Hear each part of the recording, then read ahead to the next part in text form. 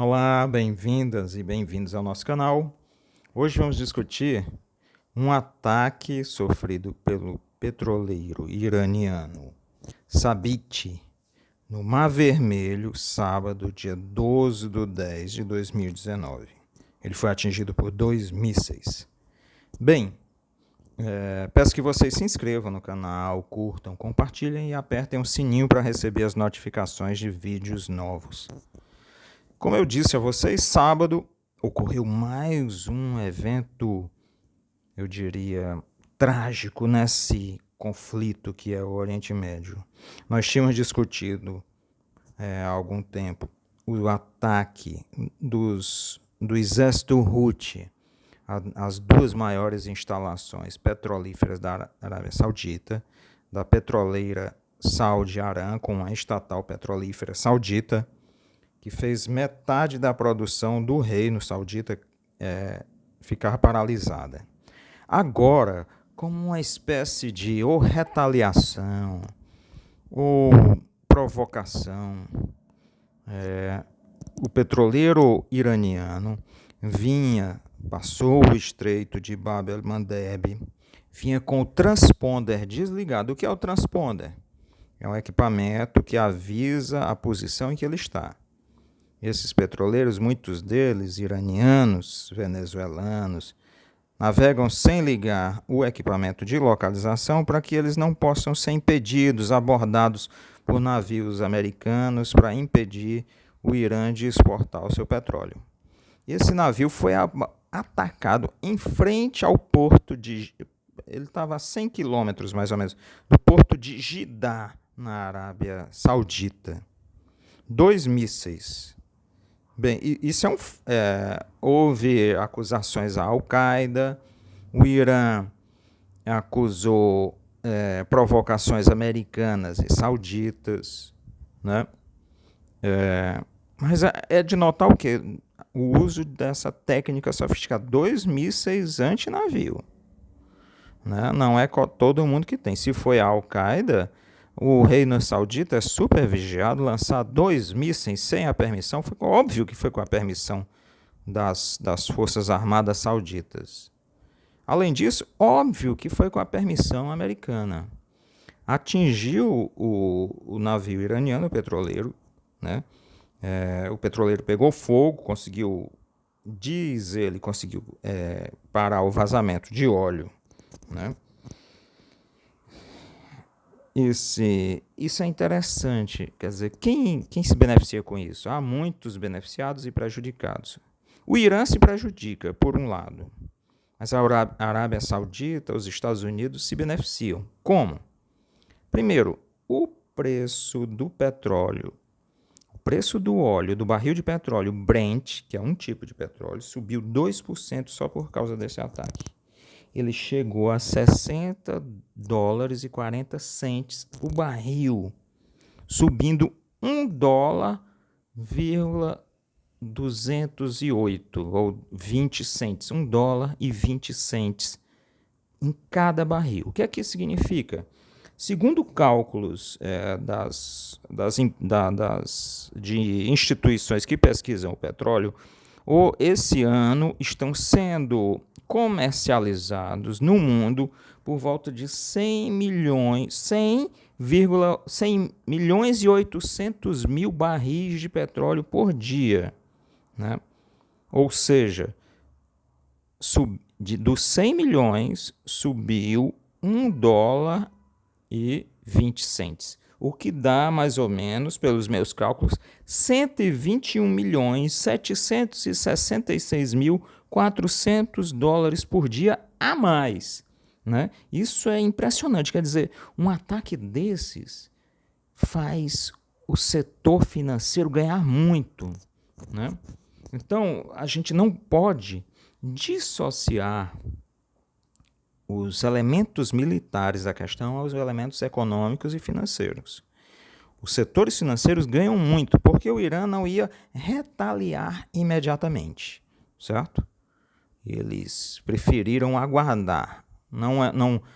O Irã não quer começar uma guerra de grandes proporções na região. Nós já discutimos isso. Ele será levado a isso se for atacado em larga escala. Aí sim, nós veremos o caos em toda aquela região e o caos no setor de energia mundial.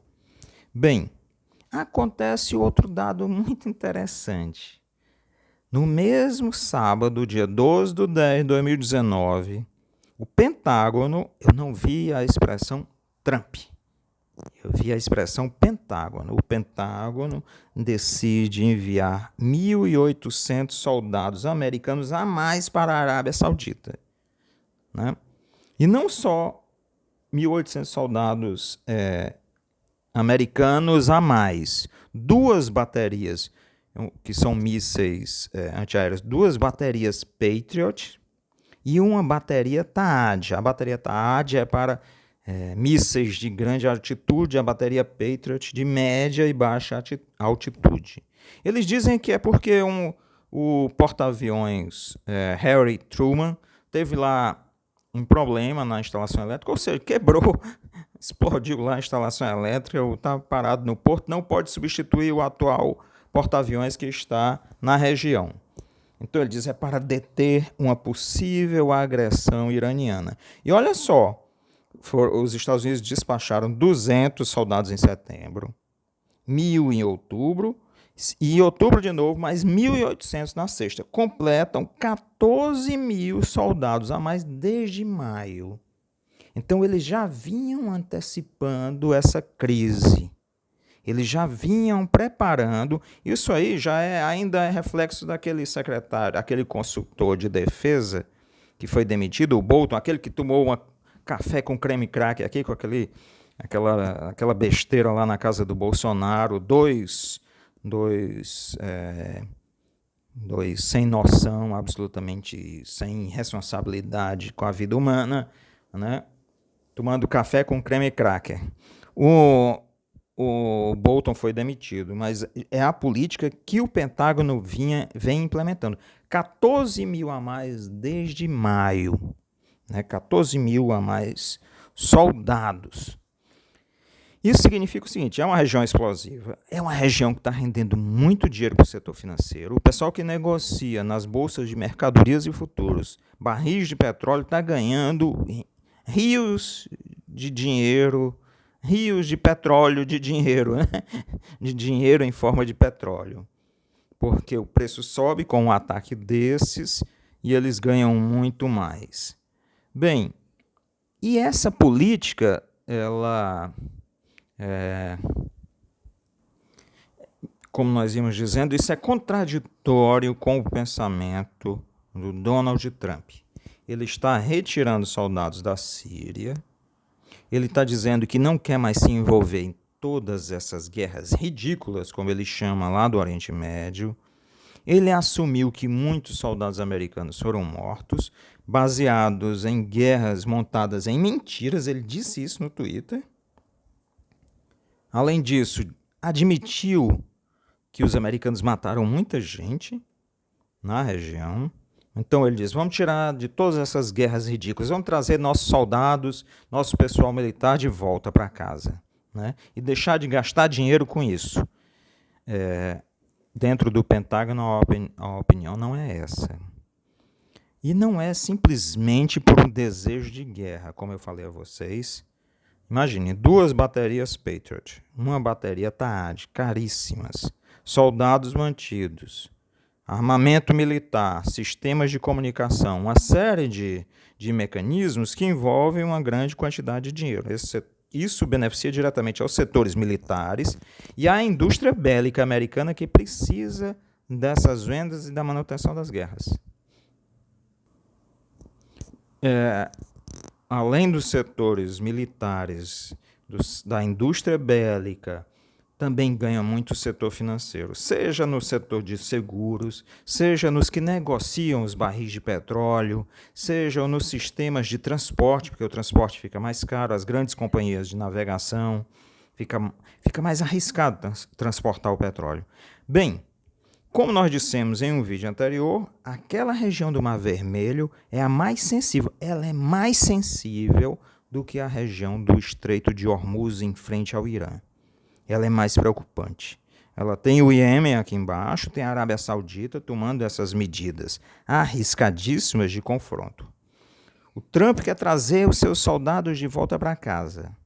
O Pentágono é contra. O Pentágono é contra porque isso rende dinheiro a muita gente. O setor financeiro americano depende disso, depende das guerras. Ele se tornou uma indústria, né, de ganhar dinheiro com as guerras.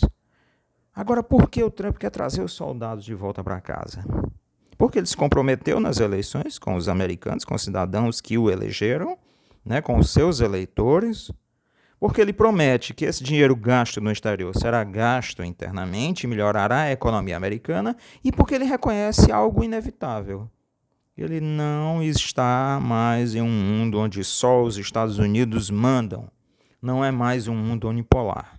Não dá mais para deter o avanço russo e chinês.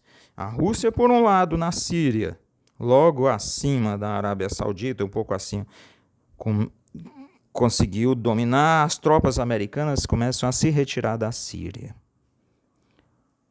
A China se aproximando do Paquistão e, em breve, Irã e Iraque, né? Então, a Arábia Saudita começa a ficar isolada. É preciso estabelecer o confronto de novo. Mas o Trump não quer mais isso. Ele quer aceitar o mundo unipolar, fazer um acordo com Rússia e China e dividir lucros em uma proporção que ele achar adequada. Por isso, toda essa guerra comercial com a China não é porque somente ele contra a China, ele quer lucros numa proporção. Ele está jogando como um comerciante. Então, ele quer taxas maiores de lucros para manter a economia americana funcionando. Eu quero dizer, aceitar o mundo multipolar, né? Esses três polos: China, Rússia, Estados Unidos, e fazer uma redivisão. Os setores do Pentágono não vão aceitar isso, não querem aceitar. E nisso se baseia algo que entra na política interna americana. Trump vai continuar tendo apoio dos senadores republicanos para evitar o impeachment. Ele está com um processo de impeachment aberto. Os senadores republicanos do seu partido vão aceitar que ele continue a retirar os Estados Unidos e toda a máquina bélica que vem sendo construída desde os anos 80 seja retirada e retorne para casa? Eles vão aceitar o mundo multipolar ao invés da presunção de unipolaridade? Se eles só aceitarão numa única condição: se a economia americana se mantiver estável, com crescimento de empregos e crescimento econômico, isso sim fará com que os republicanos engulam à força a permanência de Trump e uma segunda candidatura, uma sua reeleição. Mas, se houver algum abalo econômico de crise, Trump será descartado. E isso está sendo jogado hoje no Oriente Médio.